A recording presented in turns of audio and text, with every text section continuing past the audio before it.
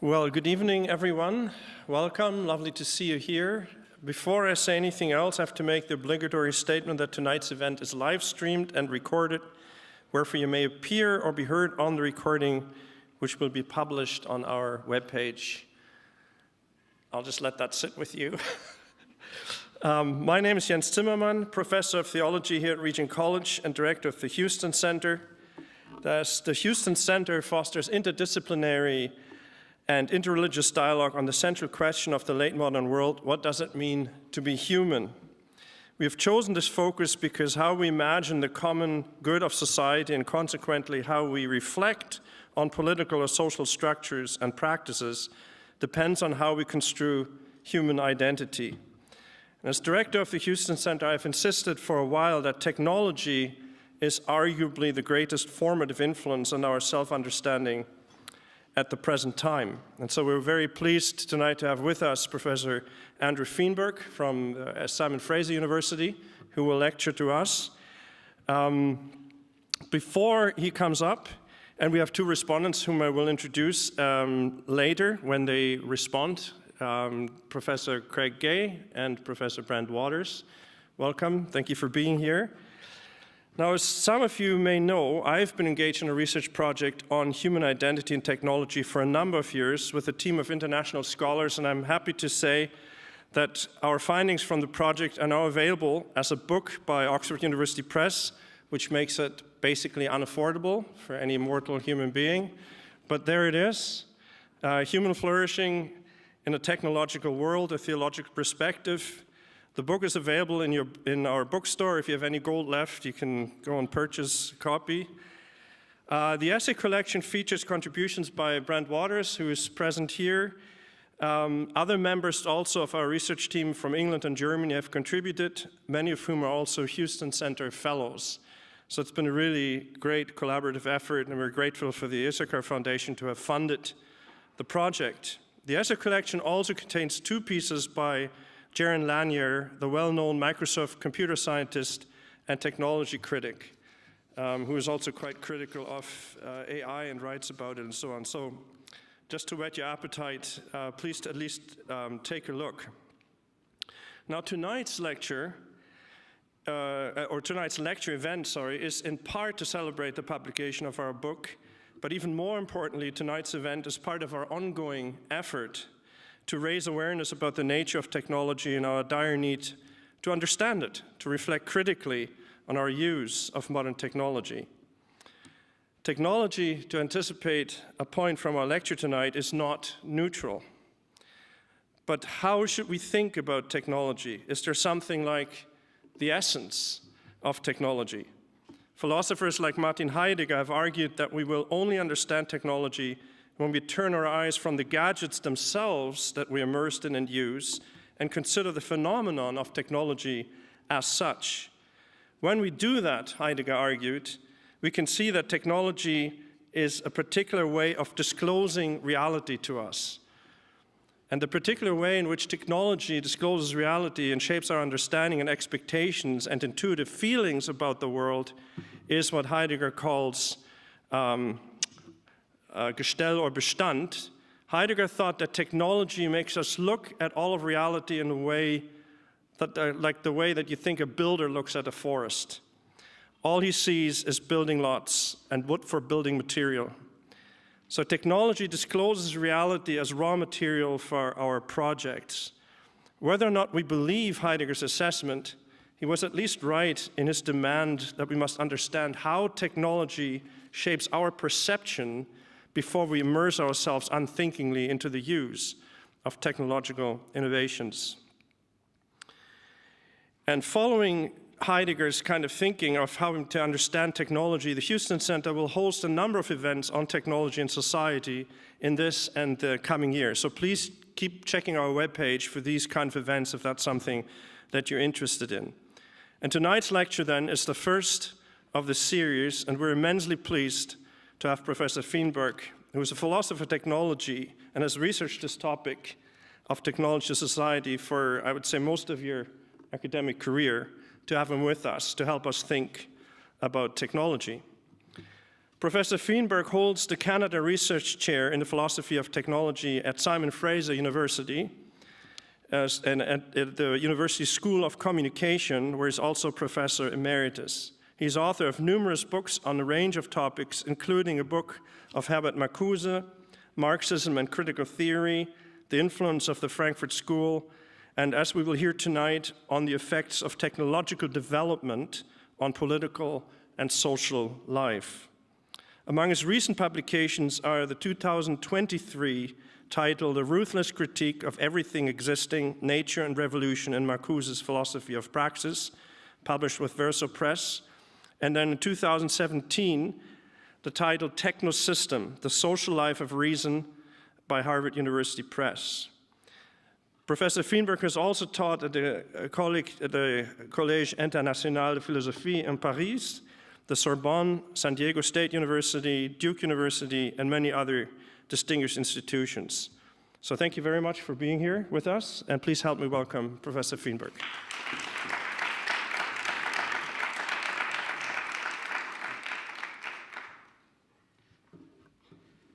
Let's see. Okay, well, thank you very much for that introduction. I'm going to give you a talk about what I call critical constructivism. This is a theory that I've developed which holds that technologies are not neutral instruments, but are fundamentally social and political in their design and effects. Technology, therefore, belongs to the public sphere. Let's see if I can click. Yes, I clicked. To begin, I want to give you a sketch of the alternatives in philosophy of technology. This chart summarizes the main strands of theory. You'll see there are two axes. The vertical axis characterizes philosophies of technology as either neutral or value-laden. Neutral technology has no value implications. All values are in the ends the technology is used for, not in the technological means. Value-laden technology has implications as a means, not simply in its ends. So let me make sure that you understand. So,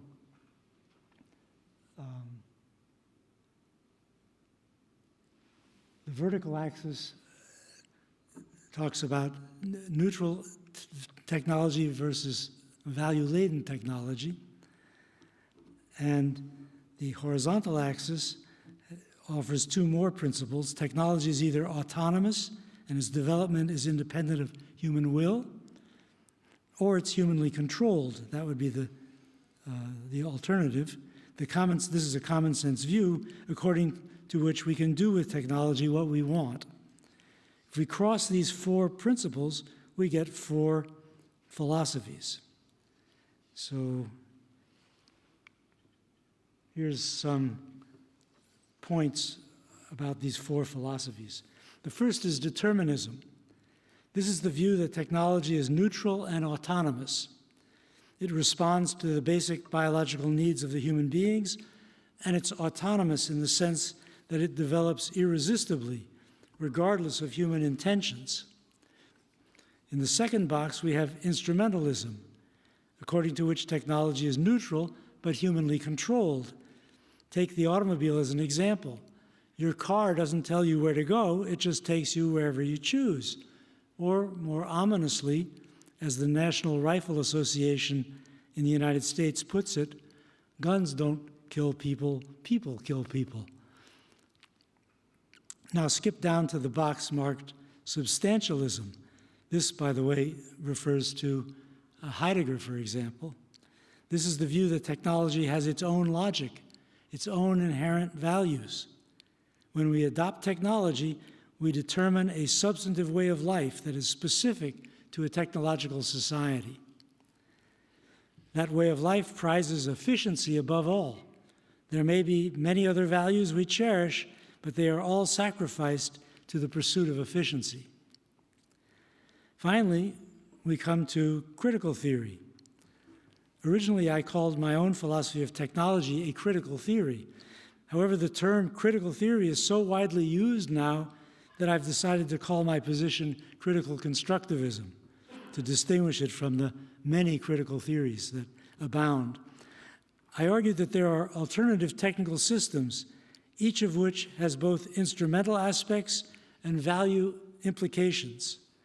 There is no single meaning to technology, but rather systems of means and ends which implicate each other and among which societies choose. So here are some points on that. Let me say a bit more about critical constructivism. It has features of both instrumentalism and substantivism. The connection to instrumentalism has to do with the notion of human control.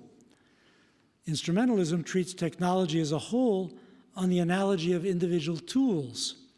Just as we go where we want in our car, so the technological system as a whole is a neutral tool we can deploy as we wish. This seems implausible, since, as substantialism claims, the technological system shapes a way of life and is therefore value-laden. According to substantialism, the technological system is based on efficiency, and its values prevail over all others in technological societies. But this too is implausible, since technological societies appear to hold many values besides efficiency. So here then is the synthesis. Critical constructivism holds that technological systems are potentially multiple and value-laden. Societies have some control over the type of technological system they choose, and each system determines a way of life. Again, consider the car. Designing a city around cars privileges individualism at the expense of other values. The choice of transportation system is humanly controllable. Vancouver could decide to focus on buses instead of cars. It's humanly controllable, even if the car, once adopted, governs the values of the city. There isn't just one system with one value, such as efficiency. Rather, there are several alternative systems, each privileging different values. If there are alternatives, human agency is possible at the system level. We can choose what kind of technological system we wish to deploy in our society. And so there is a politics of technology. So maybe I should try and sum this up before we move on. So you see the four different, can I go back? The four different types of technology philosophies. If you think of technology as neutral, what that means is that the means that you employ are indifferent to your ends. So the means, for example, you take a car to get to Grandma's house. The fact that you take a car is indifferent. You could be taking the bus, you could be taking a plane, it doesn't matter. The important thing is the end, the goal. So that's one way of thinking about technology, and it's everyday life thinking about technology, right? That's the way we normally think about, like you're going to have dinner at home or you're going to have dinner at the restaurant. The means are indifferent. What's important is the end. We're going to have dinner.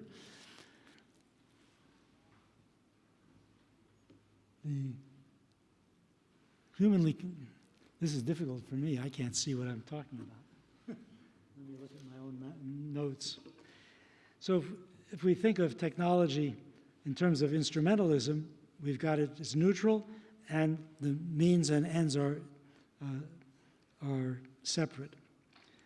Determinism is a view that you may have been familiar with from sociology, from modernization theory, the idea that technology is neutral because it represents fundamental needs of the human being, but it's also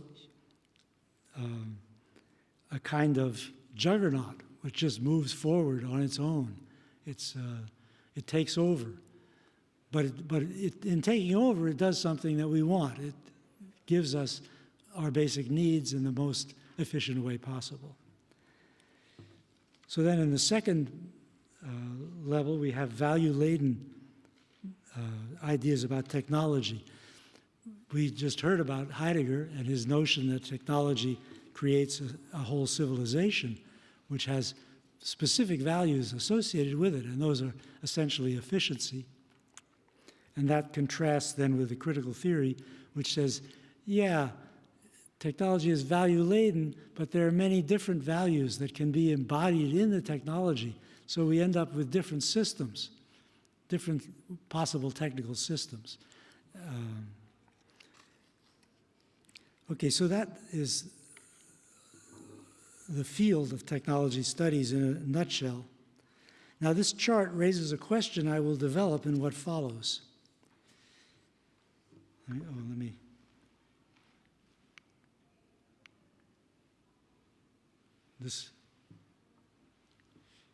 You know, I can't see a thing. Yes, this is the one I wanted. Oh, yeah, there it is in front of me. That helps. Okay. So here the idea is at the top of the chart, the elements at the top of the chart seem to imply that technology is rational. It's something, this is usually the way we think of science and mathematics. They're rational disciplines. And if we think of technology as neutral, as value neutral, then you can think of it too as rational in the same sense. The bottom of the chart, which has to do with values, seems to go in a very different direction, since it concerns values which we normally think of as non-rational. So critical constructivism, it's my view, tries to combine rationality and values. But can they be combined? Can they coexist? And if so, how? So that's the next question. This brings me to a famous article Langdon Winner wrote in the 1980s called "Do Artifacts Have Politics?" It's a good question. At the time, the answer most people would have given is no, because in those days, instrumentalism was the dominant view of technology. On that account, technology does not have politics, but is simply usable for whatever purposes we choose. Republicans and Democrats alike can use the atom bomb to blow up the world. Technology has no values in it intrinsically. Well, Winner didn't agree. He proposed a number of examples which illustrate that technologies do, in fact, have politics.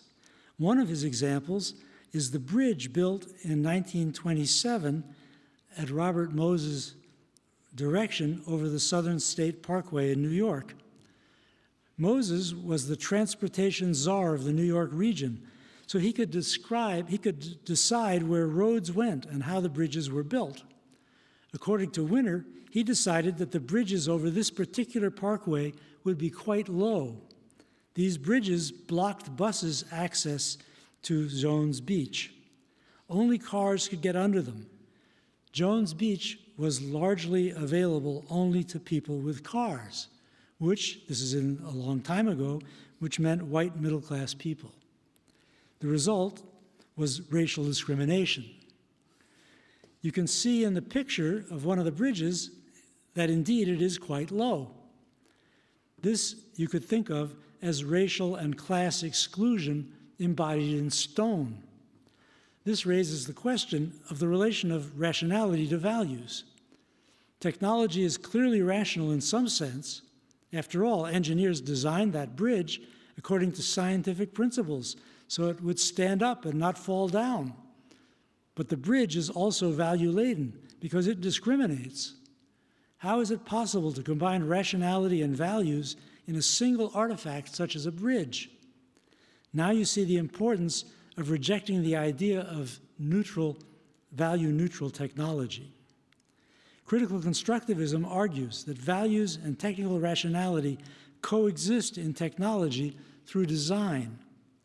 This view is supported by social constructivist sociology of technology. Let me say a few words about social constructivism, which has had an influence on my own approach. That's why I call it critical constructivism. According to social constructivism, technologies are designed not just by engineers, but also by social actors, that is, by social groups with the power to influence the design process. The principal function of these social groups is to define the problem the technology is intended to solve. Problems don't come down from heaven already packaged and ready to go. Human beings have to decide what the problem is, and in doing so, they have what social constructivists call interpretive flexibility. The choice of the problem to be solved is determined by the values and needs of the social groups that influence the design process. Interpretive flexibility is related to another constructivist concept called underdetermination. So let me explain this interesting picture. This is a penny farthing, 1890s bicycle. There were at the same time as penny farthings existed also bicycles called safeties, which had wheels the same size, like bicycles today. So why would someone want a bicycle like that? It's a design problem that was solved by creating a very tall front wheel because they did not have gears. And if you wanted to go fast, you had to have a tall front wheel. The safety bicycle would go only very slowly. You're always in neutral. You couldn't speed up to go fast. So who wants one and who wants the other? Well, young men like this guy trying to impress his girlfriend wanted to race and show their power. Whereas somebody who wants to go to the store to buy a bottle of milk would better take a safety, because you don't want to fall over by going too fast. So you have two different sets of actors. The actors who want to go fast, the actors who want to go safely, and these actors embody their values in the design of the device. The device, in other words, is interpretively flexible. It can be made in different ways, depending on who has the control over its design. So, to conclude this portion, technological design must make technical sense, of course, but there may be many different alternatives available to the designers, and no ultimate criterion decides which to choose. Direction may come from technical traditions, from various social groups, like these men, or the law, or a marketing department. In any case, the decision is not governed by technical considerations alone. As you can see in the case of the bridge, its height is not set by technical rationality, but by political rationality. Once the design is fixed and the demands of the actors are satisfied, something the constructivists called closure occurs. The design is now set and no longer in dispute, no longer a subject of discussion. So this penny farthing looks ridiculous to us, but at a certain moment in time, it was a great bicycle. You might have wanted one. We now know what the artifact is, and it's not that. Closure fixes the design and allows the technology to be deployed widely with effects on human beings. And those effects may in turn result in new demands for new designs. This whole process is called the co-construction of technology and society. Let's think some more about design. What I've argued, let me just check here, I'm doing this right.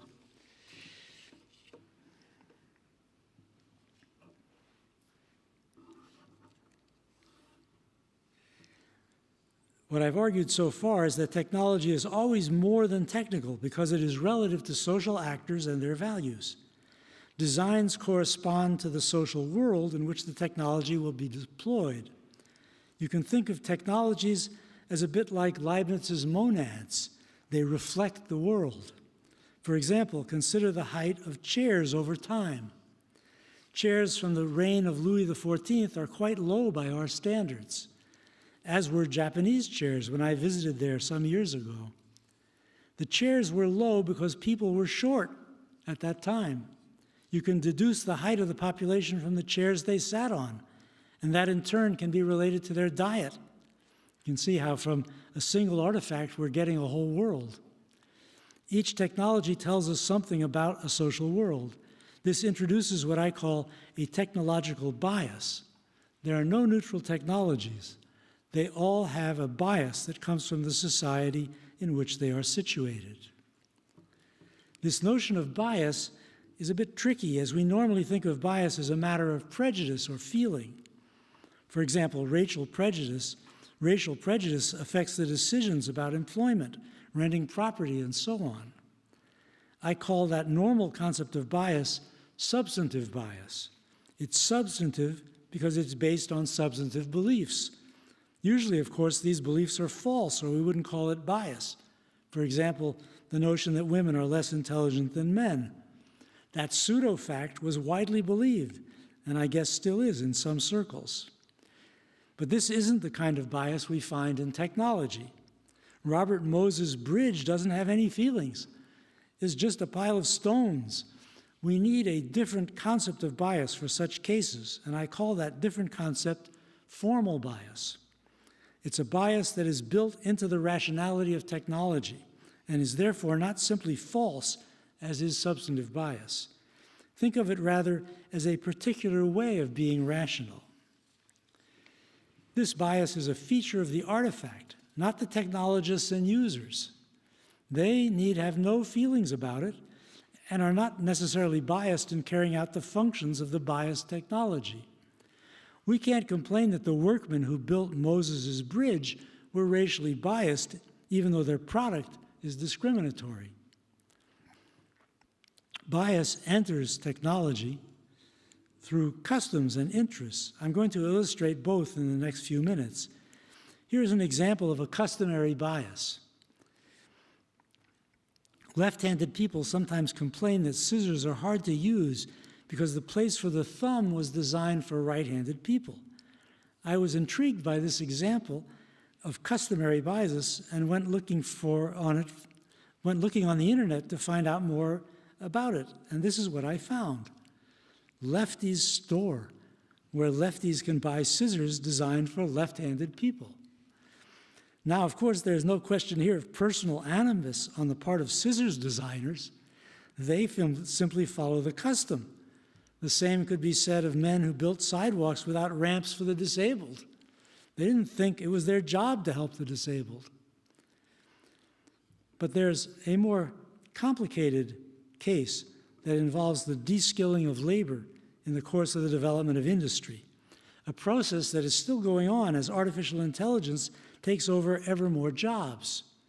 The first managerial theorist, Andrew Feenberg, wrote these words in 1873. You'll be astonished at how close he was to figuring out what we're doing today, even though his language is a bit different from ours. This is Andrew Feenberg. By the infirmity of human nature, it happens that the more skillful the workman, the more self-willed and intractable he is apt to become. And of course, the less fit a component of a mechanical system in which, by occasional irregularities, he may do great damage to the whole. The grand object, therefore, of the modern manufacturer is, through the union of capital and science, to reduce the task of his workpeople to the exercise of vigilance and dexterity. So that's Andrew Feenberg in 1837. This was the background to Marx's critique of capitalism, which is where the critical constructivism comes in. Marx argued that ownership gave capitalists control over technical choices. They transformed craft labor into unskilled industrial labor.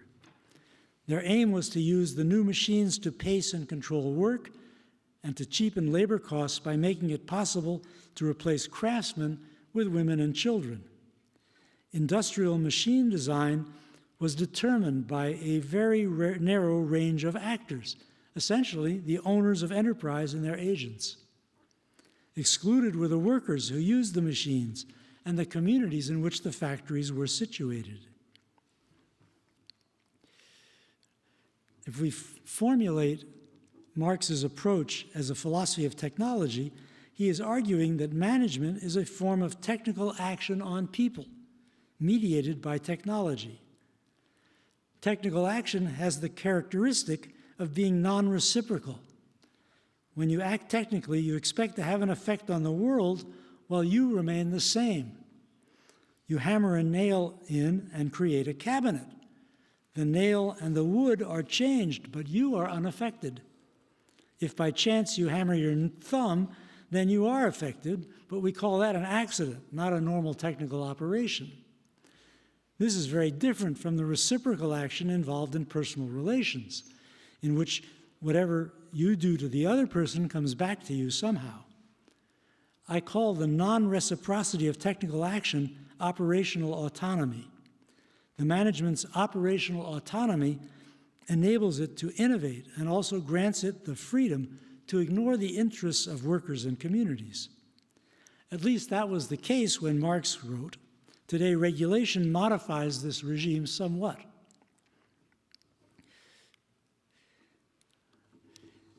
I sum up these considerations with the notion that technology has double aspects. It's both technical and cultural. The technical aspect involves mastery of causal relations. That's what engineers learn in engineering school, how to make things work so that if X, then Y will happen every time. However, technologies are also symbolic, with meanings attributed to them, and those meanings are related to the kind of problems they're supposed to solve and their role in the social world. Technologies are situated in what philosophers call the life world. The world of lived everyday experience, which is essentially meaningful and social. It's a universe of shared concepts and practices. Design must combine cause and symbol. If it fails on either of those measures, it is not adopted. Those are the double aspects.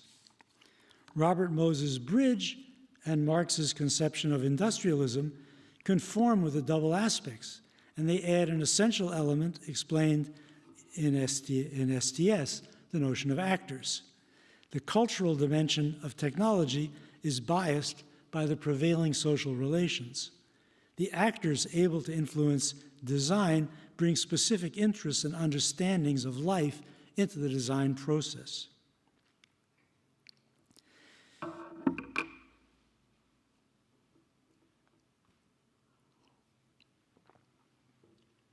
We now have three elements: technique, culture, and actors. There is a way of understanding their coexistence. Think of basic technical elements such as the lever, the wheel, the gear, the electric circuit, as analogies to words. They are combined in technologies as we form words into sentences. There must be some rules, a grammar, which helps us to put the words together in a reasonable order. I call these rules, in the case of technology, technical codes. A technical insight has to be encoded culturally in accordance with the requirements of an actor in order to find its way into an actual technology that can be adopted by the society. Technical codes provide the rules under which this encoding takes place. Another way to think about the relation of technology and culture is in terms of translation. The technical artifact must translate a social meaning of some sort into technical terms. So the stone bridge translates a discriminatory meaning, white people are better than black people, into a technical design. Technology and culture intersect through this process of translation. Once it's designed, of course, we tend to forget the cultural aspect and think only of the technical aspect. Culture tends to be so obvious it gets overlooked, but there's a lot of contingency in technical design, and this leaves room for the cultural insertion of the technology's social role. I call this a technological unconsciousness that hovers over the world of technology. The purpose of critical constructivism is to make this unconsciousness conscious. Here is an illustration. This is a picture of a textile mill in the 1920s in South Carolina. You can see that it's operated by a little girl about 10 years old. The controls appear to be at her height. If adults were to operate this machinery, it would have to be changed. You can see how the machine design here is biased by the prevalence of child labor in the economy of the United States in the South in the 1920s. The design of the mill translates the current ideas about labor. A technical code embeds these ideas in the design of the machinery. These arrangements were self-evident in the time and place, part of the unconsciousness of technology. To us, they are a scandal, but of course, there must be similar things in our world, right, that appear normal, that will someday appear scandalous. I want to now discuss another idea that has influenced my thinking about technology, and this is the notion of actor networks.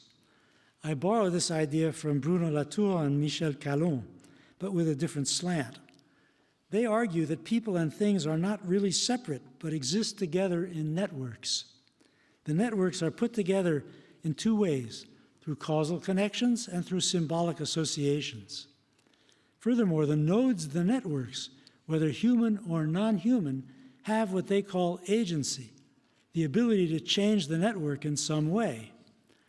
Actors generate networks around programs. The programs determine the purpose of the network, the way it is intended to join people and things. So the program of the bridge, for example, would be discrimination, right? That's the program that decided on the design of the bridge, its height. For artifacts to enter a network, they must be simplified according to the demands of the program. Consider the program involved in building a house. Trees are complex entities that serve many functions in the ecological system to which they belong. We don't want that. We just want what we need for our purpose. For example, to build a house. We don't want birds' nests in our house, ants climbing the bark, roots and branches. So we cut down the tree and remove all these extraneous elements. Only once we've simplified it into lumber is it useful as part of our house building network. Actor network theory argues that these simplified things have agency even after they've been incorporated into the network. Lumber is not completely reduced to our purposes. For example, it can still house termites, contrary to our program.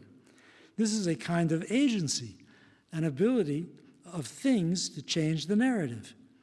Latour calls this an anti-program. I've appropriated this theory for a critical purpose. Missing in Latour's account is a clear distinction between the system produced by the dominant actor's simplifications and the overall network, which may contain other programs, other anti-programs. Thus, we need to distinguish the actor's system as a subset of the network within which people and artifacts interact. The dominant actor's system may leave some loose ends that will lead to complications, even conflicts. There may be people and things engaged in the network that don't share the actor's program and the system it sets up.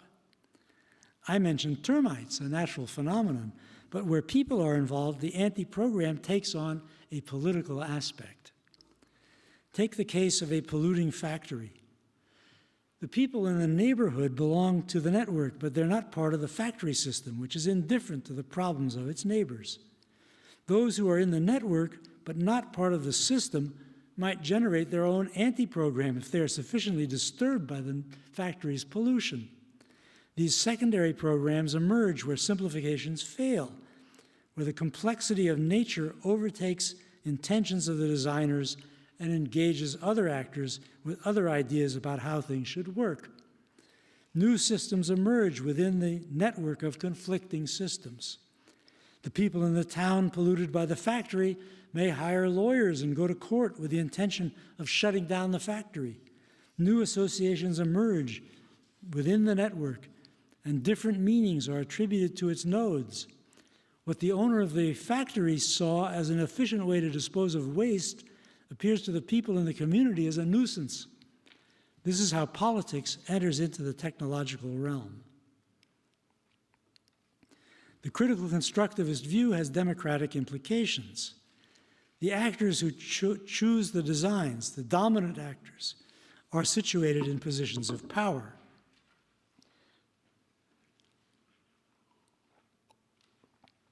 The primary movers in the development of technology over the last few hundred years are the owners of enterprise.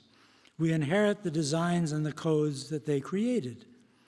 Meanwhile, the excluded actors, the workers and communities, who were not given a say in the original designs, have needs that have not been fully taken into account by the original designs. When those needs are expressed in an anti-program, you get public resistance. We see a lot of that today. Public resistance around medical institutions that aren't doing what we want them to, around climate change and other environmental issues, around the internet spying on us. These public resistances engage new actors in the redesign of the technologies. Businesses often treat these resistances as ideological. It refuses to change until serious pressure makes the old ways of doing things unsustainable. Sometimes demonstrations and boycotts are effective. Often legislation and regulation force change. New actors impose new values on design. Expert personnel then have to revise their plans, as for example they did when obliged by law to reduce automobile emissions. This is the way I put it. Values are the facts of the future. They cannot be dismissed as simple ideology because they take on life in the world of technology by determining new designs. A politics of technology has emerged around these initiatives, transforming the public sphere. In sum, we need to think about technology as an aspect of public life. It is not less political than it is scientific. Our difficulty today is accepting what seems like an impossible combination of values and facts. Science and politics have been carefully separated for hundreds of years, but now these two cultures meet again and again in many different spheres. Coming to terms with this new reality is a slow process, but it cannot be avoided as the climate emergency accelerates the pace of change. Okay, so let me see. That's the end of the talk. These are some recent books, and I have some talks like this on YouTube,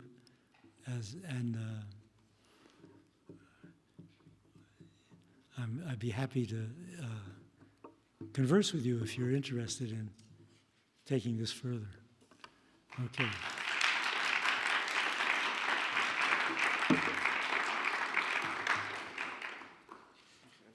Yeah. Do you want to sit there? Yeah. Yeah? It's okay. Thank you very much for the lecture. We will now have two responses to the lecture, and then I want to give Andrew a chance to respond to the respondents briefly, and then we will start our panel discussion before we open it up for questions from the audience. So first I'll introduce both respondents, I think, at the same time. Our first respondent is Craig Gay, who's professor here at Regent College in Interdisciplinary Studies, where he lectures in the areas of Christianity, society, and culture, and directs Regent's THM degree program. His most recent book is, who would have guessed, on technology, titled Modern Technology and the Human Future, Christian Appraisal, in which he diagnoses the problematic logic of modern technology and offers an incarnationally grounded corrective to such logic's corrosive tendencies. He's also published books on the defining traits of modern culture, such as money and erosion of meaning in modern society, and he's currently working on a book on democracy. So there'll be a lot of overlap, I'm hoping, in terms of the response to Professor Feenberg's lecture. So Craig, if you can come up and give us your response, it'd be greatly appreciated. Thank you.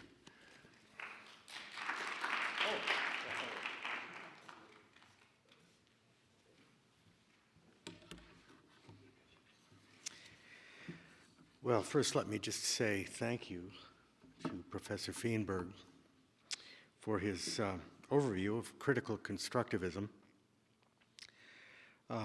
But even more than that, for your work in the philosophy of technology over many years.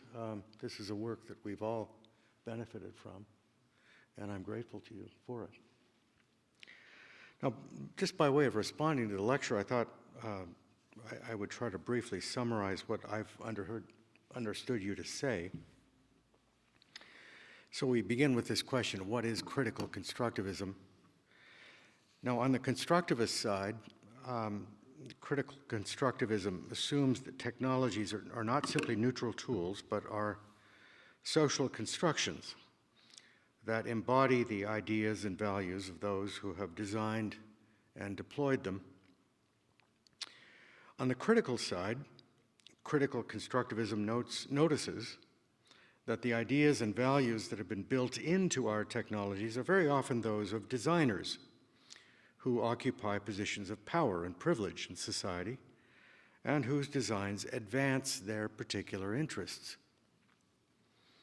And even more importantly, critical constructivism notices that the connections between technological designs and the interests of their designers are often cleverly hidden behind assumptions of rationality and technical neutrality.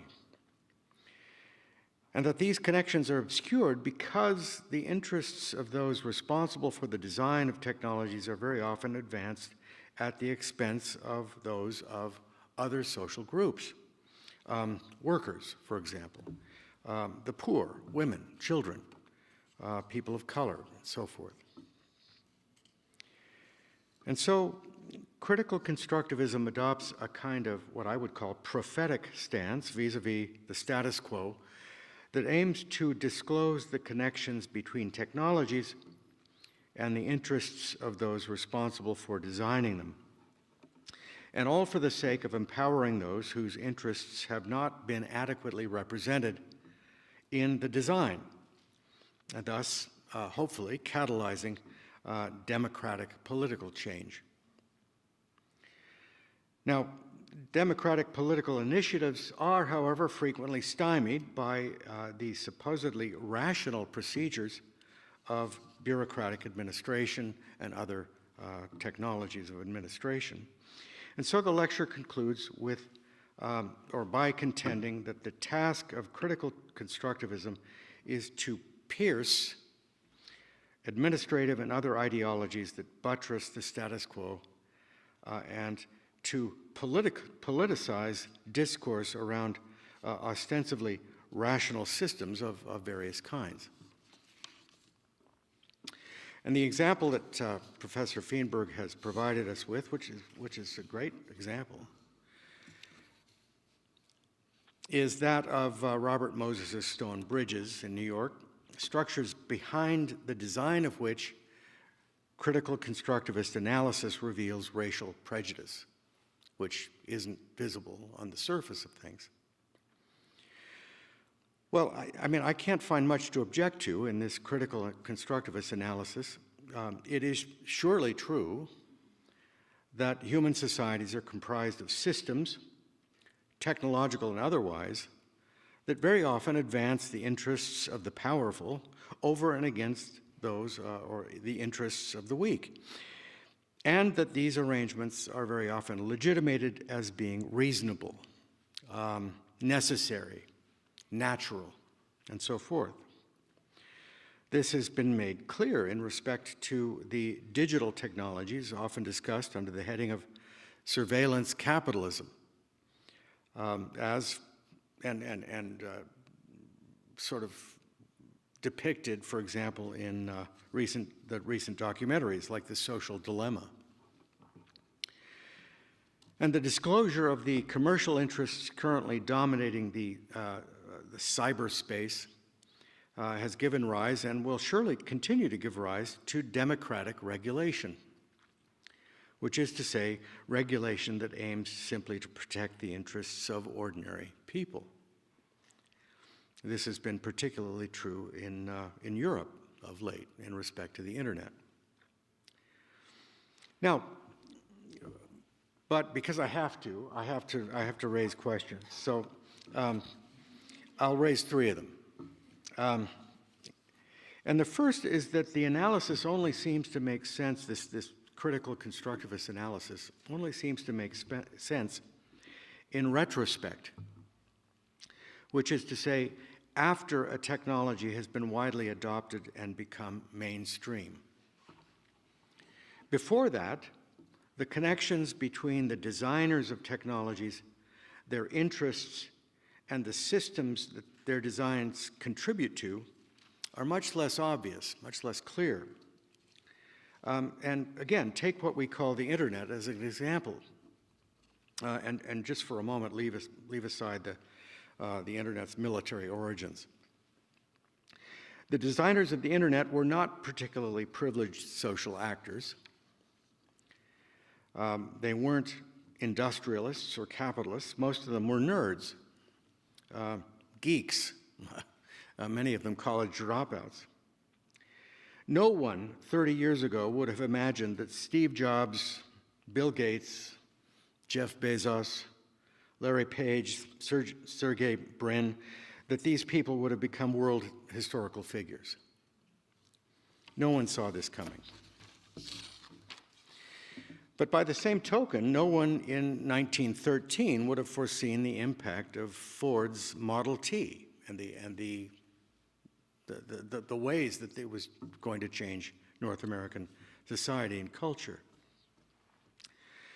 And no one living in Europe in the 5th century would have foreseen the impact that the introduction of the stirrup from Central Asia would have upon European society and culture for the next 1,000 years.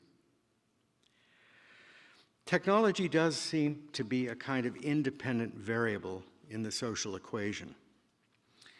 It's a variable that doesn't readily fit into critical constructivist analytical categories. What should we call this? Technology's surprise factor? Its ecological impact, as Neil Postman put it? Well, whatever we call it, it doesn't seem to me to be adequately reflected in the critical constructivist scheme. Now, will privileged actors eventually harness or seek to harness technologies to further their own interests over and against those of other groups? Well, of course they will. I mean, they always do. They always have. But are these privileged actors ever completely in control of their technologies? Well, I mean, they would like to be, and there have been long periods in human history in which technological innovation has been repressed, very often by decree. But, and I would say thankfully, privileged actors never seem able to bring new technologies entirely under their own control. AI provides an interesting example of this, especially AI and within the Chinese cultural system. Now, my second hesitation has to do with critical constructivism's critical and prophetic edge. The unmasking of interests and the deconstruction of systems that privilege some at the expense of others is an old and noble enterprise. It can be traced all the way back to the biblical prophets. But the prophets called people back to values that were believed to be fixed and unchanging, values ultimately revealed by the gods or by God. And yet, it's precisely here that constructivism begins to break down. For according to constructivism, there simply aren't any values to which we might be enjoined to return that are not themselves social constructions and aren't themselves dissoluble in the strong acids of critical constructivist analysis. And so I confess I just don't see how critical constructivism, in spite of its apparently humane aspirations, can't or doesn't wind up simply being nihilist. And finally, and I confess here that I may be reading between the lines, but it seems to me that the proposal implies that in a properly functioning social or socialist democracy, technologies would be designed in such a way as to advance the interest of everyone, more or less fairly and equally, all the time. And of course, this would be wonderful. I mean, that that were the case. But I just don't see this actually happening short of the kingdom of God. There's just too much evidence to the contrary. Socialist ownership of the means of production simply privileges management, and socialist management has regularly and repeatedly shown itself to be inefficient and eventually ineffective, particularly in respect to technological innovation. Now, who knows? Perhaps the Chinese Communist Party will solve this problem and will prove itself the exception to this rule. They're certainly trying very hard to leverage modern technologies to rationalize their version of socialism.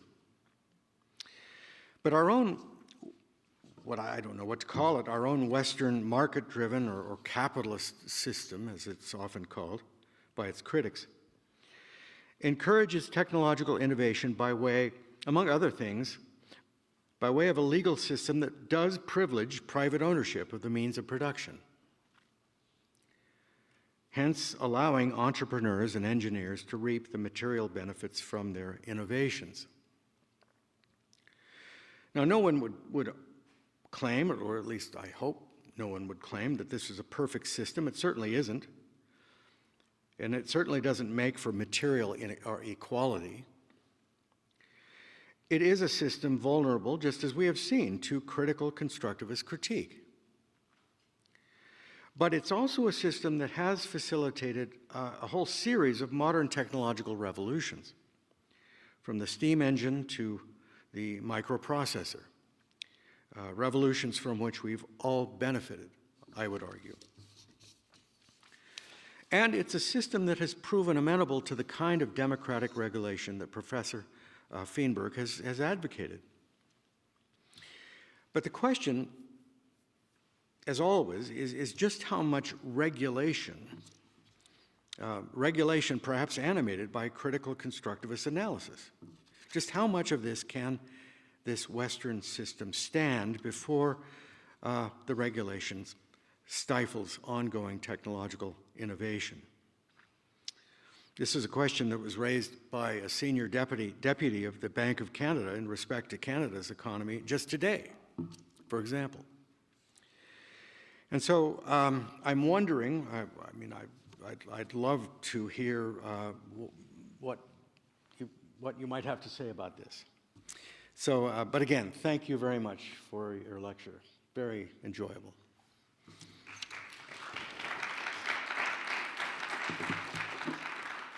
Thank you. Andrew, I wonder if you want to respond right away while this is all fresh in your mind. What do you think? Yeah, you should. Okay.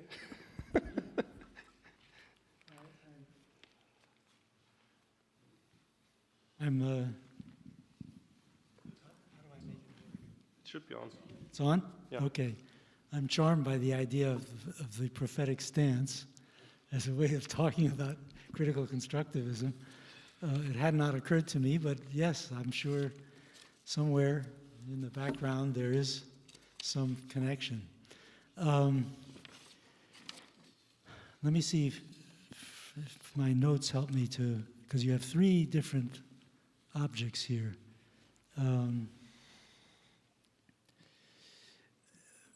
The first one seemed to be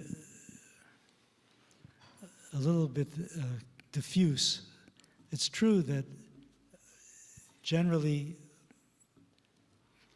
designs are created by a small number of actors and then reach a large public if they're successful.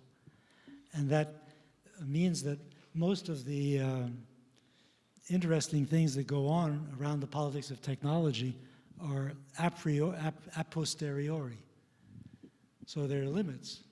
And I'm prepared to accept that there are all kinds of limits to a more democratic politics of technology. I don't go with the people who say, well, there should be a priori control over design. That seems to me unlikely to really work. I mean, how are people who don't have the technical expertise even going to begin to understand the alternatives? So, okay, I mean, that doesn't mean that that these a posteriori interventions are insignificant. They could be very significant, right? The air in Los Angeles is now breathable. And that's not because some engineer thought it should be breathable. It's because there was a public protest over the pollution, which I witnessed at its worst. You could actually see, if you got up early in the morning, from the hills above Los Angeles, you could see a brown cloud slowly form over the whole city until you couldn't see the city anymore. That was real. So the a posteriori interventions can be quite significant. You know, but again, as you say, there's a surprise factor in technology, and there's all sorts of things that go on that the people who create it don't understand when they create it. They may cut off the branch on which they are living because they've invented something that makes their own business redundant. All sorts of things happen, but I'm just interested in this one important democratic intervention that can make a big difference in the development of technology, and of course over time can have a huge impact. So that's your first point. The second point had to do with the problem of nihilism. I did not discuss the nature of values in my talk. I agree that there is an issue, and there's lots of discussion about this issue in philosophy. But I think it's really, in my opinion, it's a historical issue and not a issue that can be settled by clever philosophers. It's about a historical continuum of development of human values, which we're a part of. We're a part of a certain historical continuum, and that continuum has a value character. And so you could think of this, the way the Constitution is judged by the Supreme Court. You know, they're looking at what are the intentions of the founders. What kind of values did they intend for us to live by? And we can add to that, of course, new things appear. Are there some foundations there in a certain history? So, but none of this is really very interesting to philosophers. They want something much more positive. But I just don't see how you get there. Habermas is, of course, the chief figure, and Rawls, who are trying to get us to a purely rational understanding of values. But I'm not convinced. The third thing you discussed was the problem of socialism, capitalism and socialism. And this is, of course, also a difficult one. And again, I guess I'm not very useful as a person who can explain all this. It seems to me that what's happening in our society today is we are reaching the limits of capitalism as a system that can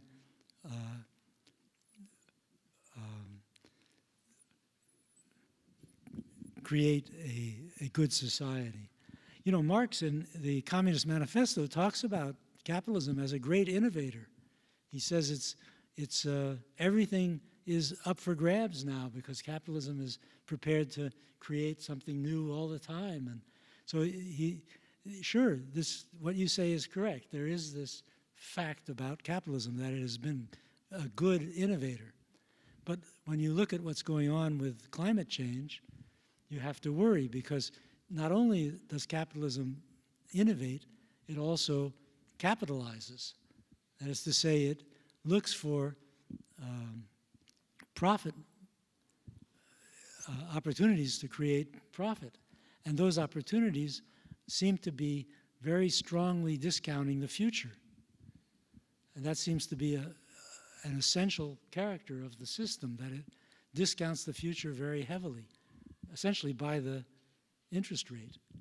So when you compound the interest rate in the opposite direction, you discover that things aren't worth much in 100 years. In fact, they're practically worthless. And that's not a good look for a society that is facing a environmental crisis. So, well, what's the alternative? Well, that's the big question. What we can see is that we don't have a model of socialism that we like. I would not be betting on the Chinese Communist Party. I think their problem is to simply run along with the Americans toward whatever future America is looking for. But rich countries like the United States or Japan should be capable of innovating not only new technologies, but also new ways of organizing the technical system and liberating it from the problem of discounted value. And so, but exactly how that can be made to work, I'm not able to explain. But I think the alternative of not explaining it, of not working on it, not thinking about it, is the end. It's simple. There's an end. So that's my comments on, yeah. Very interesting discussion. Okay, thank you very much. But the end is not yet. We have another respondent, Professor Brent Waters. Brent is the Emeritus Jerry and Mary Joy Professor of Christian Social Ethics at Garrett Theological Seminary, Evanston, Illinois. And Brent's emeritus status also includes his retirement from the directorship of the Stead Center for Ethics and Values, which he has conducted for many years. From among Professor Waters' many articles and book publications, I'll only mention the monographs that prompted me to invite him as our second respondent to Andrew Feenberg's lecture tonight. The first title is Common Callings and Ordinary Virtues, Christian Ethics for Everyday Life. So a call back to the mundane. I hope we can talk about this a bit. The second title is Just Capitalism, a Christian Ethic of Globalization, from 2016. And the third one, Christian Moral Theology in the Emerging Technoculture, from Post-Human Back to Human. And then a last title, From Human to Post-Human, Christian Theology and Technology in a Postmodern World. And Brent has written quite a bit in these books on transhumanism, something we might also want to talk about at some point. So in short, Professor Waters' expertise in economics, modern technology, and bioethics should greatly enrich our discussion. So Brent, I invite you to give your response. Thank you.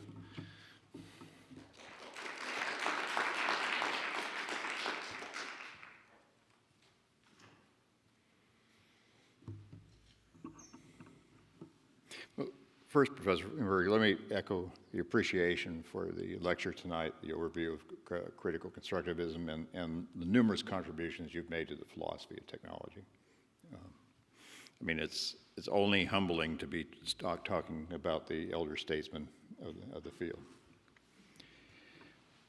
Now, I think it almost goes without saying, technology is the most formative feature of late modern culture. It's in the air we breathe. For some of us, it's literally in our bodies. And it's formative for both good and for ill. So how do we sort through that? Because technology and values cannot be separated. They are mutually informing and they are mutually reinforcing. But acknowledging that complexity is challenging. The temptation to oversimplify or reduce the social, political, and ethical issues to fatuous formulas and slogans is simply difficult to resist. Slogans go a long way, except where you need them. And so critical constructivism is an elegant, intellectual model that helps us to resist these simplistic and reductionistic temptations. I think that is its great gift. And thereby, it also enables us, hopefully, to be genuinely critical and genuinely constructive. Now, the purpose of my response is not to criticize or to try to improve the model. I'm trying to take my wife's admonition before I left seriously when she says, remember, you're going to a foreign country, be polite. Some selective probing is what I want to do. Or to invoke a more technical term, I want to poke around. And therefore, I want to do this probing by posing some questions and commentary that I hope will help shape the ensuing conversation this evening. And in particular, there are two probes I wish to launch. The first is to probe deeper. And that's simply to ask the question, what are the limits of critical constructivism? How far does it get us? And is it far enough?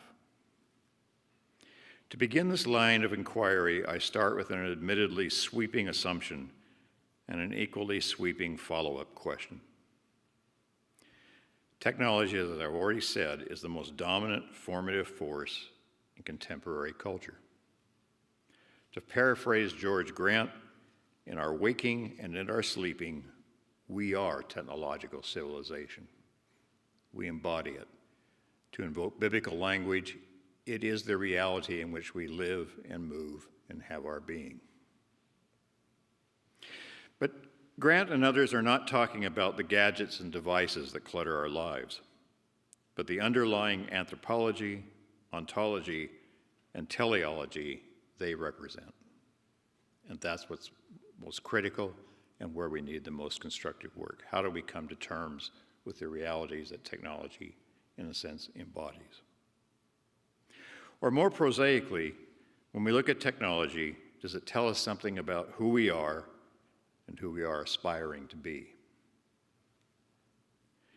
And here I turn to Heidegger's enfrainment.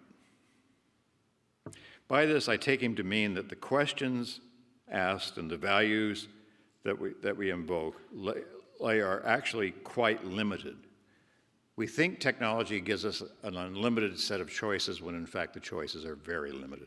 It's a package deal and is limited by the very imagination that technology creates in us and limits us.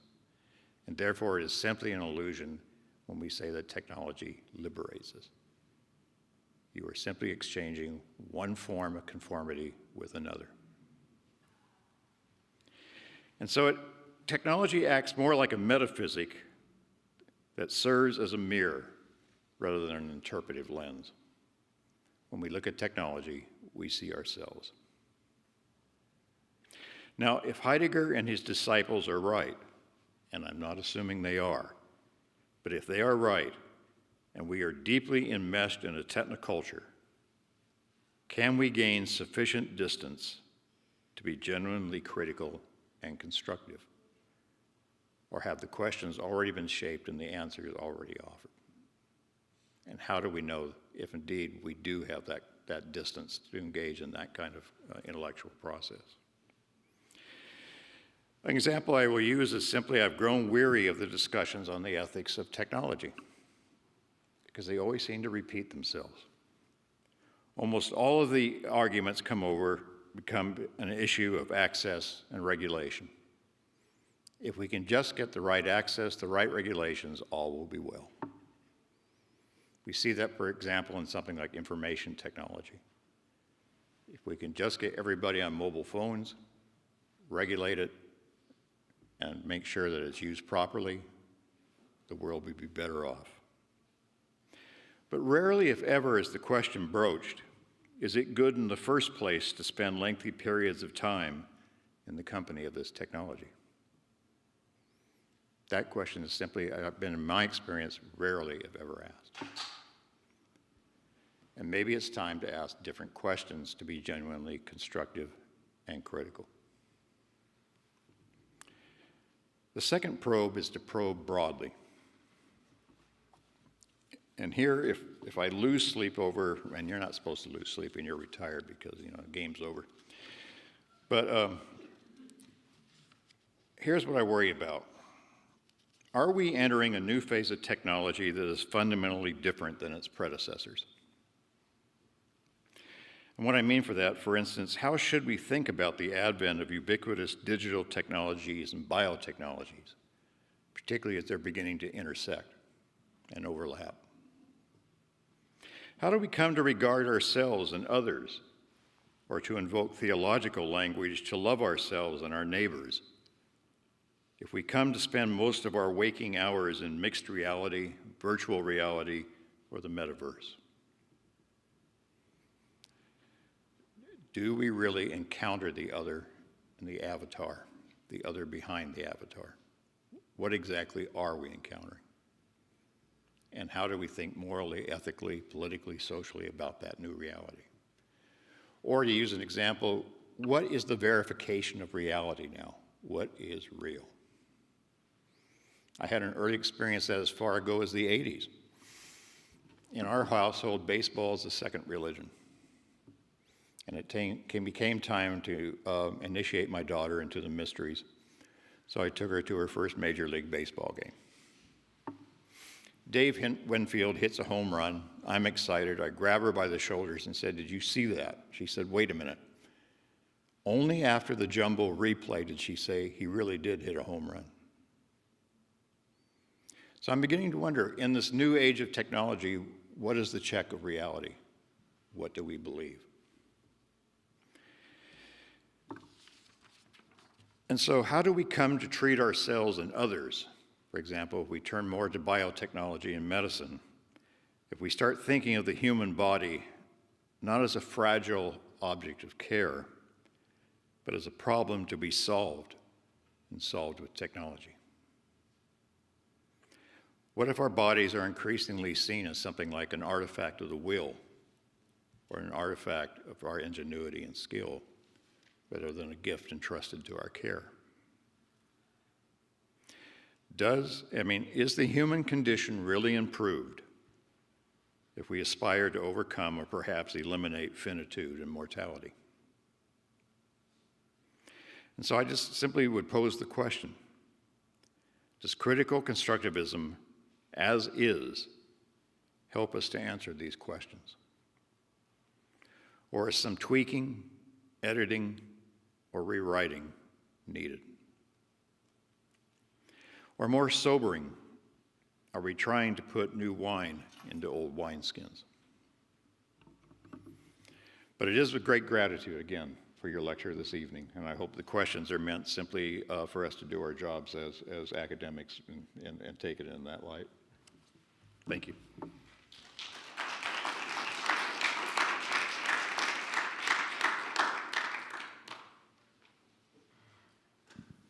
Well,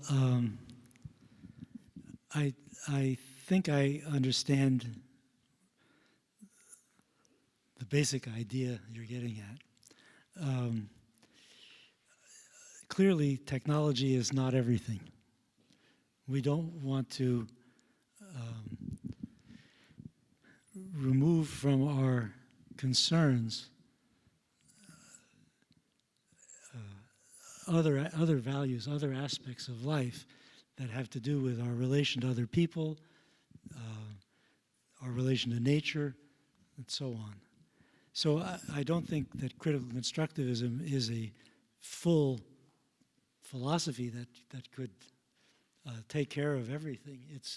It's rather narrowly focused on the problems that we confront today as a democratic society, where we've got this giant elephant in the room called technology that we never had to deal with before. We couldn't deal with it before as a public issue because it was simply it was taken as a sort of nature. And now we are confronted with it for all sorts of reasons. And we have to understand how unusual this is.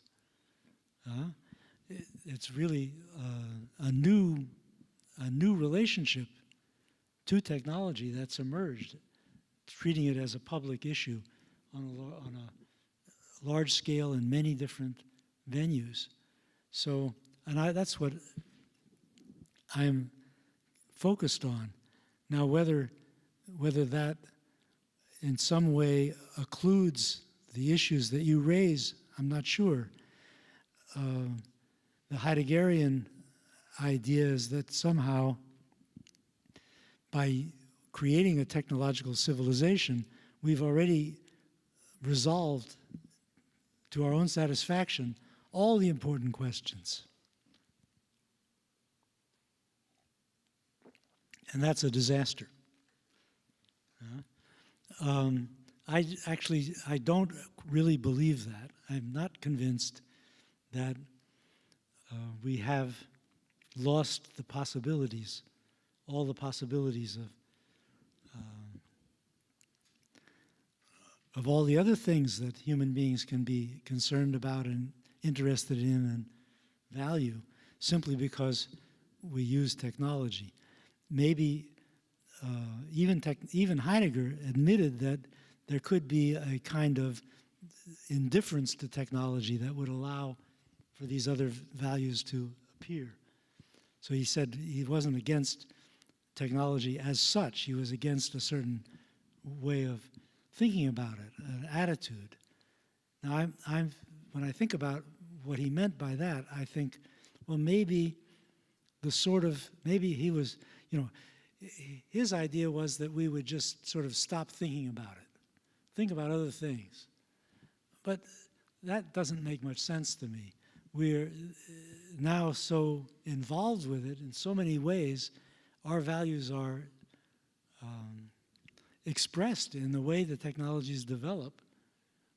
We need to be engaged with it rather than just trying to blot it out and say it's just background noise.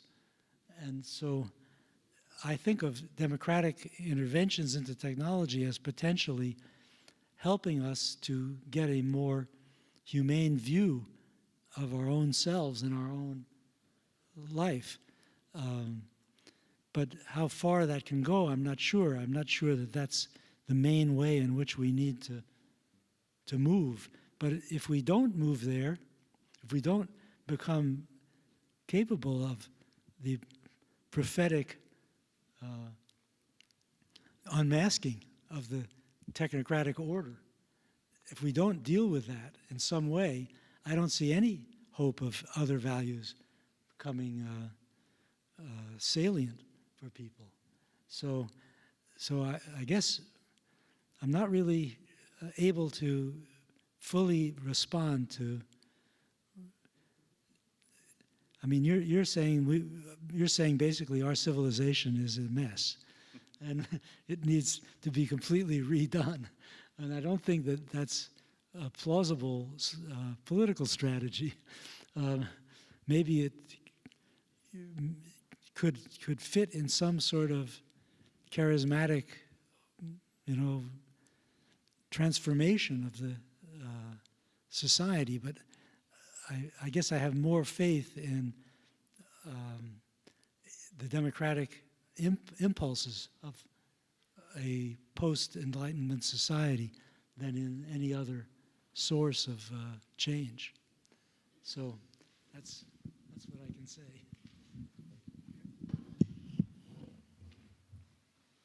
Yeah, thank you very much. Is this on? No, it's on. I just want to jump in there because I think that's a really important point. I was going to throw that back at you as a panel, this question. Because you brought something out that I haven't quite seen that way. So Heidegger ends up saying, nur ein Gott kann uns retten. Okay, like why does he say only a God can save us, right? Which gets at what you're both saying. So he does say, there's this ontology of technology. Is there not a threat that you all see, which is I think what Brent is getting at, that all our thinking is being drawn into the kind of whatever that ontology of technology is, so that there's no way from within to criticize it.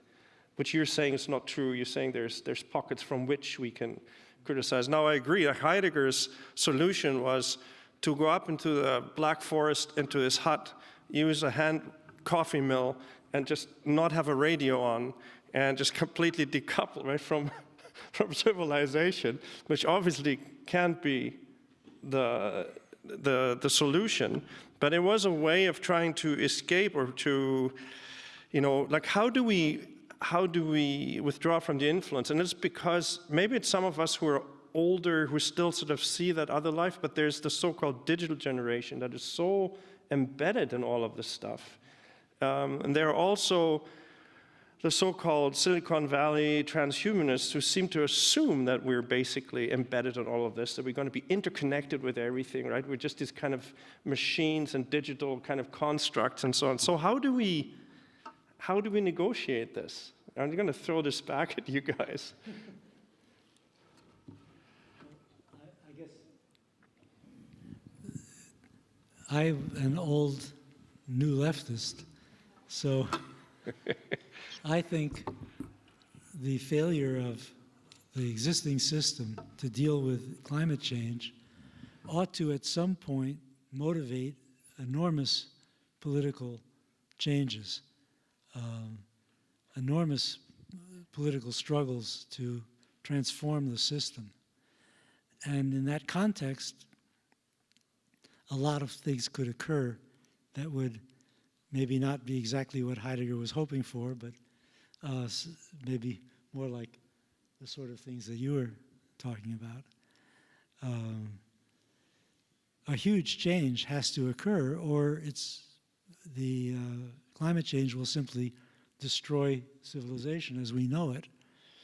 And I don't see how that happens because of the power of the institutions, the existing institutions. I don't see how that happens without tremendous political conflict. And I'm waiting for it.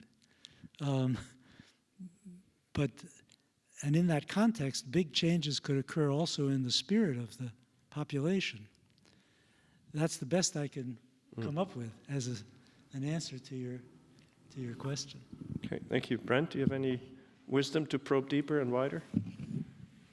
Probably not. I guess what has always both frustrated and bemused me is how we always have a great ability to ask all the wrong questions when we want to start an innovation. And we end up then creating more mischief than we did before. And back in the days when I was gainfully employed and a member of the faculty, the most dreaded thing you could hear was, we're going to do curriculum reform. Because you just knew that what would end up would be worse than what we had before. And I went through 4 of them, and yeah, it wasn't true every time. Particularly the last one was dreadful because somehow the question was asked, how do we improve our teaching? And the answer came up, we need longer syllabi. So we started developing these dreadful things where you came up with different measurements and ended up being 25-page syllabus. And then everyone was content with saying, now we have much better education. But nobody asked the question, well, what's the relationship that's required between professor and student? What's the relationship between teaching and learning? What are the human factors in that you really can't capture in a syllabus because that's a technological response? And that's that bothers me, is that in some sense, we're so ingrained now to find everything's a problem waiting for a solution. When in fact, a lot of things in our life which are most important really are neither problems requiring solutions. They're simply questions of basic human interaction and the things. And we have to ask the question, does technology enable that or does it get in the way? Is it static? And how do you begin to selectively resist those parts of technology which are not really doing you any good? And I think that's what we don't realize, is that simply people can make certain kinds of fundamental choices of saying this far and no further. That, I don't have to use the technology to do certain kinds of things that I'm being told I should be using it for, when in fact that actually makes things worse off. So there I'm a little bit not a little bit, I'm actually deeply influenced by Albert Borgman's notion of the device paradigm. And how do you have focal things and practices which keep you focused on the right things so that you can selectively resist the technology. Not necessarily reject everything, but selectively resist. Craig, any wisdom on this one? Well, Brent just said what I was going to say. Because I'm also a follower of Borgman. But I'll try and say two things. One, on the notion that we need more democracy, more democratic input. I applaud that, but at the same time, you're kind of aware that people don't really know themselves very well. They don't know what they want. They don't know who they want to become. They don't really have answers to any of these fundamental questions. And so how are they ever going to come up with better solutions to these problems? And then that leads us into Borgman's analysis, is that you have to have some conception of just what kinds of people we're desiring to become, to be able to answer questions about technology. You know, do we use this? Do we not use that? Well, you can't answer those questions unless you know where you're trying to go and who you're trying to become. So, anyway, I mean, that's where I go with it. You're saying it needs to. There's an anthropological dimension that we need to respond to somehow. Well, and that's what I take from Heidegger, is that technology is, as Brent said, it's a mirror. It's mirroring back to us who we imagine ourselves to be. Mm. And we apparently imagine ourselves to be creatures whose mission is to take control of everything, and to use things and to take things into ourselves and so forth. And that isn't imposed upon us. This is, I mean, in part it may be imposed upon us, but in lots of ways this is coming out of us. This fundamental hubris, vis-a-vis nature and vis-a-vis each other. And that, I would agree with Brent. I don't think critical constructivism gets us to the point of being able to really probe that problem. It's a theological problem at that point.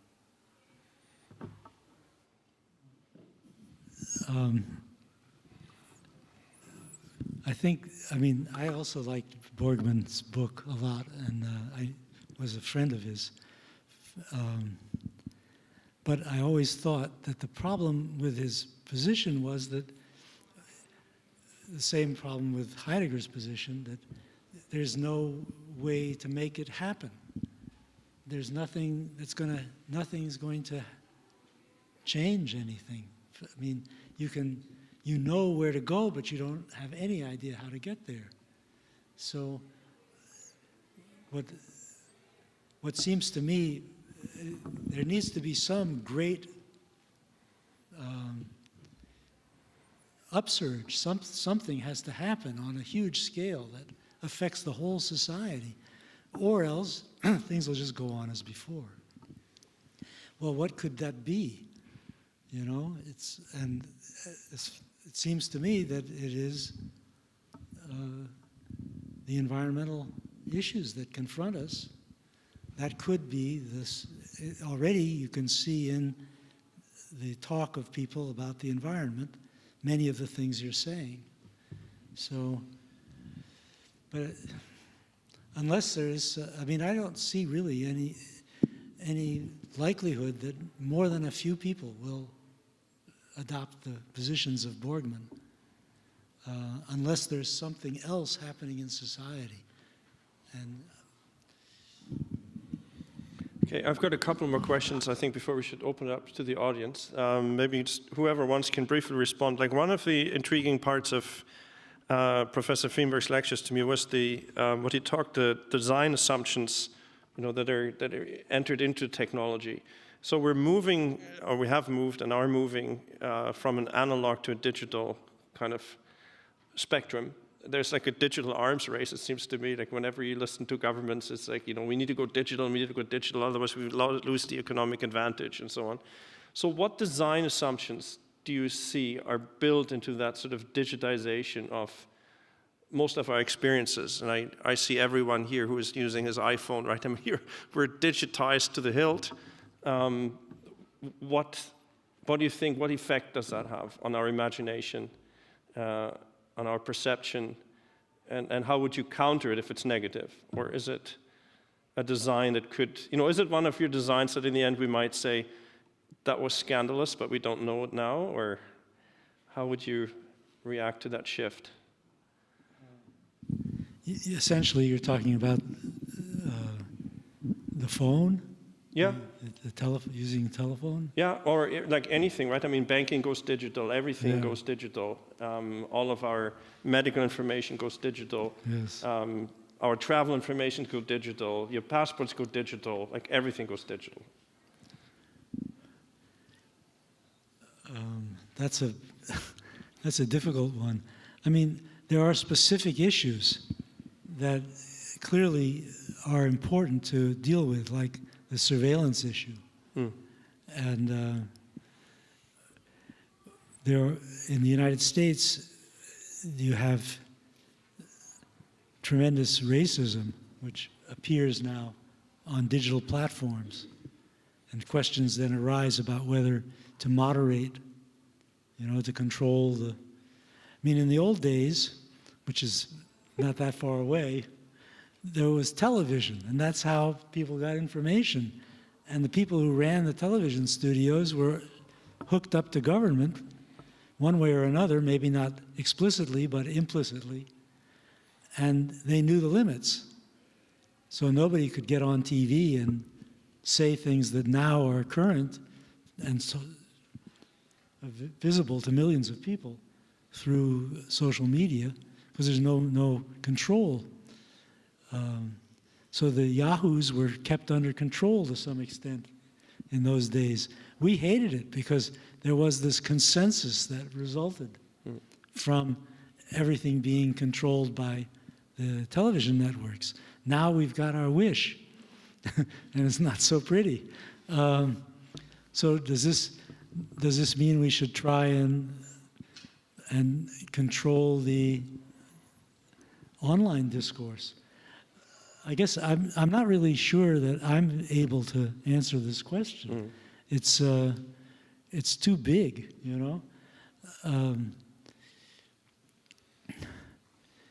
Clearly, there are big issues involved in the way we have deployed digital technologies, and a lot of that has to do with the organization of the corporations that control now what goes on. I was involved in the early stages of this in the 1980s, when there were no corporations involved. There was a common carrier that you could pay a certain amount a month to use. There were servers somewhere, like on universities, and you could be authorized to enter the server and enter into conversation with people on the server or get data from it. There were no corporations running things, and the scales of interaction were small. No millions of people, no one like with hundreds of thousands of followers. That idea is simply unthinkable. Maybe we should go back. I mean, one conclusion we might make is, let's try and go back to a system in which there is not this massification of digital information, of digital interaction. But that is maybe as futile as Heidegger's mountain hut, but but it occurs to me that there are values in the digital technology that you wouldn't want to lose. Right. And then there are the things that you definitely want to lose. But this is not something that I really am an expert on. I'm not sure I can solve the problem. It's a big problem. Yeah, no, I realize. I just wanted your perspective on it. Brent, do you have... Well, I mean, okay, this just could be because I'm getting old. I'm an old dog that doesn't want to learn new tricks. But it just, it seems to me the more digitized the world becomes, the more frustrating and the bigger waste of time it becomes. Because it seldomly, or not seldomly, a lot of times it doesn't work. I mean, on this latest trip I took up here, it's been a while since I traveled, I think since COVID. I think it's the first time I've crossed the border here. Well, this time, after I checked in, I get a bunch of windows that pop up and say I have to provide this kind of information. And I don't know if I did it correctly. So I check in with my airline carrier. She looks at me and says, well, I think you did. Well, I made it here. I don't know if I'm going to make it home. But sure enough, I check in for the flight tomorrow morning. I'm checked in, but I can't access my boarding passes on my app. So I've got to go to the airline, and they print it out, and I say, what went wrong? And he says, I have no idea. So there's this kind of thing saying, I actually ended up wasting more time trying to use the digital technologies than I did in the old days when you checked in and got paper passes. Okay. So is that an improvement? I'm not so sure it is. I mean, some things that don't lend themselves. More speculatively, and I'm on real thin ice here, I'm trying to think through, are we by nature analogical creatures who are now trying to find a way to live in a digitized, an increasingly digitized world? And in particular, does that really have an ill effect upon our imagination? Because digitization really, I'm not sure, inspires imaginative responses. I think it does all the work for you. And what got me thinking about this was a Ken Burns documentary on the history of radio. And he ends, they're interviewing, it's the late 40s, and they're interviewing a boy about 10 years old. And it shows this grainy interview, and it says, young man, it says, have your parents bought one of those new inventions called television? And he says, oh, yes, sir. It's right in our living room. He says, and do you watch it every night? And he says, no, sir.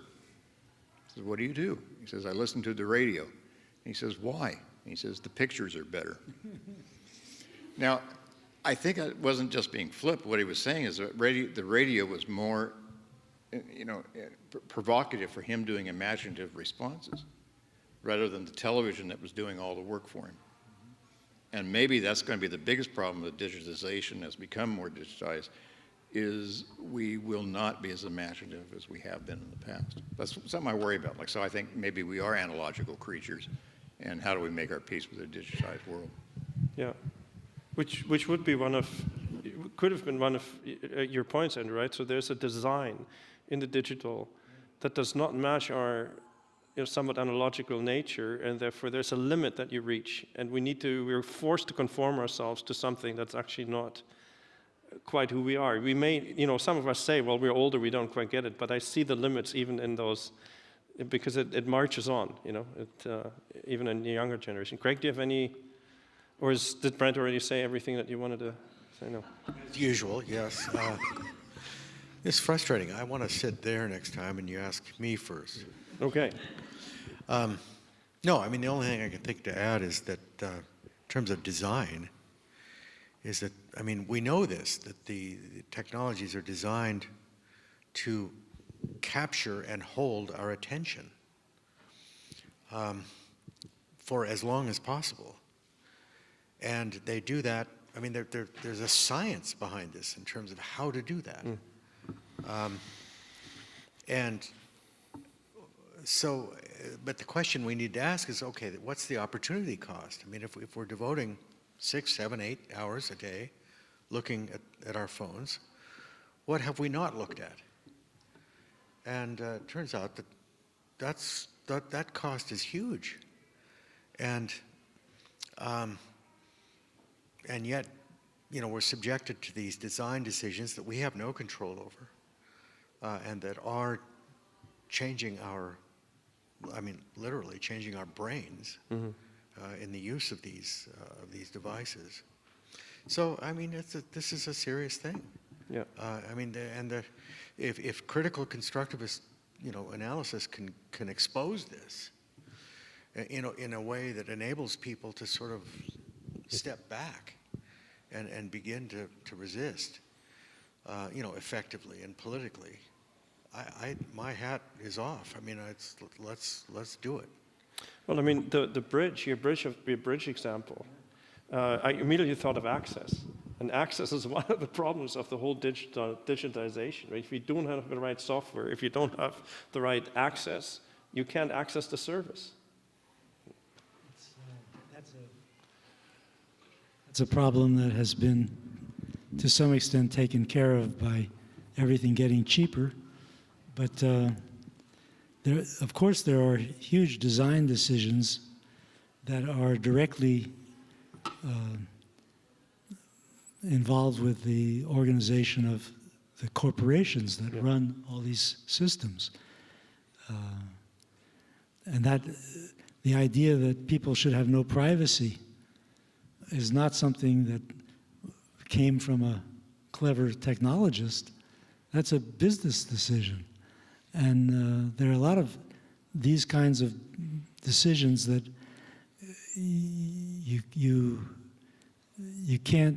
that we're told are in fact part of the nature of the technology, that actually are completely contingent on the nature of the businesses that run the technology. And so the whole structure of the internet needs to be reviewed in terms of what is actually the useful part for us and what is the useful part for them. So I think the constructivist analysis would be all about making that distinction, discovering the interpretive flexibility of the technology. There are things like,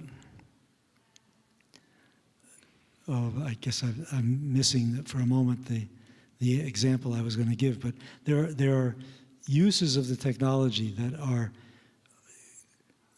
were designed originally by some engineer to do X, that turned out, once the people in the business world got a hold of them and figured out, we can use this, and it ends up doing something completely different. So there's a lot of contingency there that needs to be worked through. Okay, thank you. Okay, let's open it up to at least a couple of audience questions.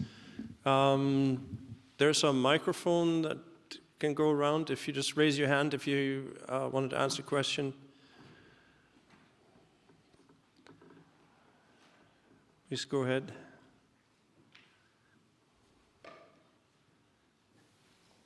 Maybe, Sarang, direct the question whom you want to answer, or anybody.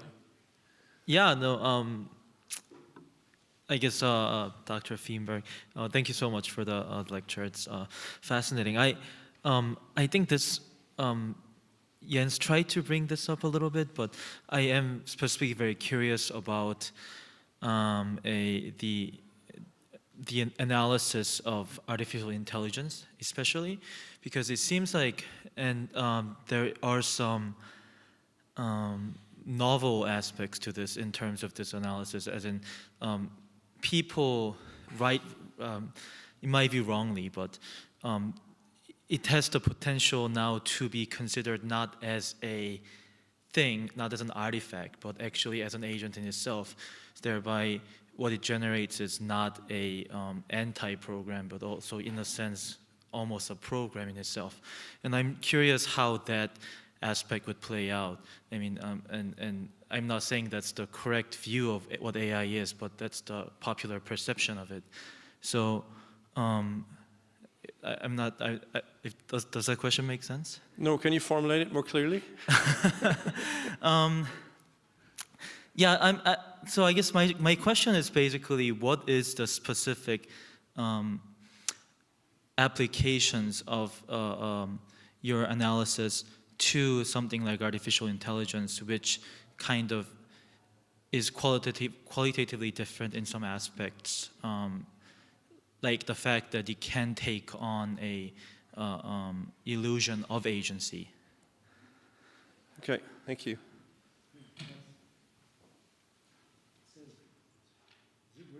No, use the other. Should be a green light. It ran out. Yeah, that's an interesting question. The idea of agency in Latour's theory would certainly apply to artificial intelligence. It's because he wants to have agency in everything, not just human beings, but also things. Anything that acts within the network, he would argue, has what he calls agency. Now that creates a kind of dilemma because we know there are different types of agency, and he's sort of blurred them. So for example, the termites in my example have agency, but it's an agency that we think of in terms of a causal agency, whereas the human beings who design a house are operating in terms of symbolic agency. They're thinking in terms of meanings, whereas the termites are just chewing the wood. So we normally create a divide between the agency of things and the agency of people. Latour thought he could just leap over that distinction and make something more interesting. But with AI, we're in fact dealing exactly with this problem. Is the AI like the termites, or is it like the designer of the house? And it's confusing to people because it manages to produce discourse. And we think of discourse as something that it's a human idea, right? So one argument about AI is that it is going to become smart enough so that it will be conscious. It'll be like a human being. And then maybe it'll take over. This is the worry of people who are concerned that AI is a danger. But it rests on the notion that this divide that I'm talking about between causal agency and symbolic agency will be leaped over by AI. It'll leap from the causal to the symbolic. So it'll be able to think. Right now, if you know anything about how it works, it's basically a kind of predictive device, right? It looks for the probable relationship between words. And that's like the termites, right? That's a causal operation. But the prophets of AI are telling us that it's going to overleap that and become conscious. Now, I think it's quite remarkable. AI is amazing. Clearly, people have created something here that is truly new. It's really interesting. It's unlike some of the other hypes that we've gone through. Remember when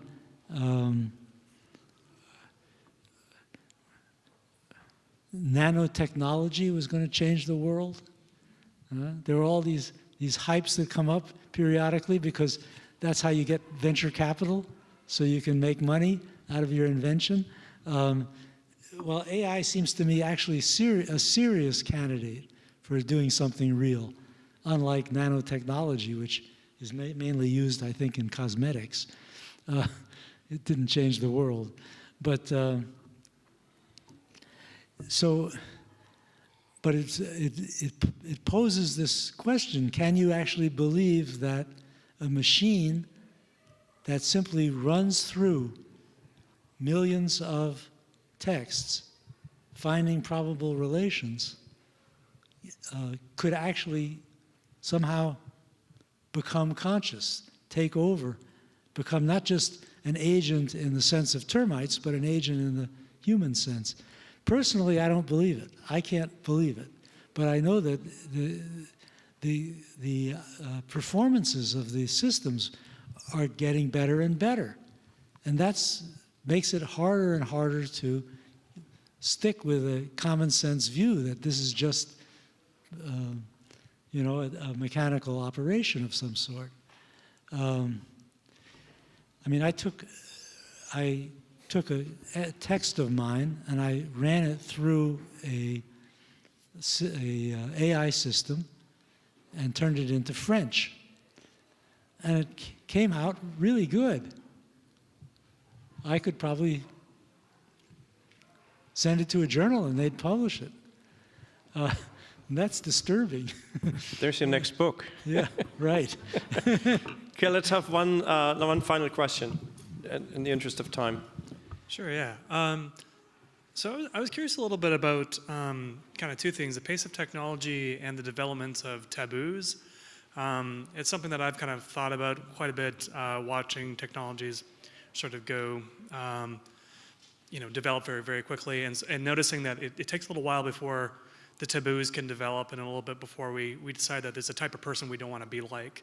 And then we can sort of publicly shame that kind of person and sort of shape what can and cannot be done by technology. So I'm sort of wondering a little bit, you know, in terms of like what the personal experience of some of the values that you're talking about actually are, and if you've noticed any sort of relation in your own theory to the development of taboos. Can you give an example of the kind of taboo I might have encountered? Yeah, absolutely. Yeah. So, for example, like in parenting, I think it's fairly often, you know, the case that iPad kids are made fun of now, right? So it's like, listen, my kids aren't going to be iPad kids, you know. And I hear my friends talking about this, about how all the other parents are very bad because they're raising their children with iPads, but they're not going to do such a thing, which actually I think is a positive development. But there's a, you know, then there will be another technology that replaces that very quickly that I don't think we've got the, you know, the embarrassment speed for. Yeah, it's kind of what I'm saying. It's, you know, it's funny because once the taboo is gone, you forget all about it. And I haven't actually thought about this.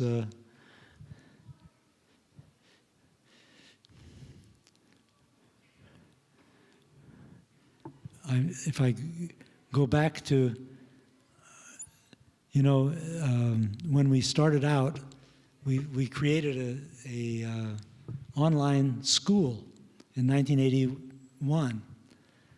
And at that time, it was very expensive.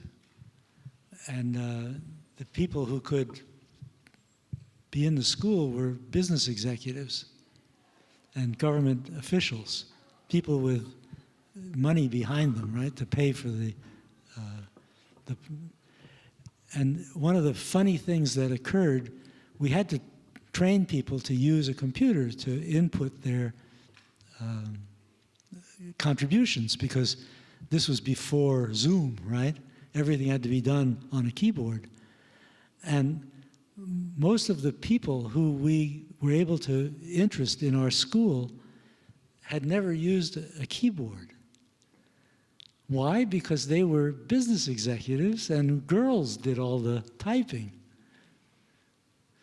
So we came up against a really serious problem. We were trying to get people from these businesses, big businesses, you know, into the computer age.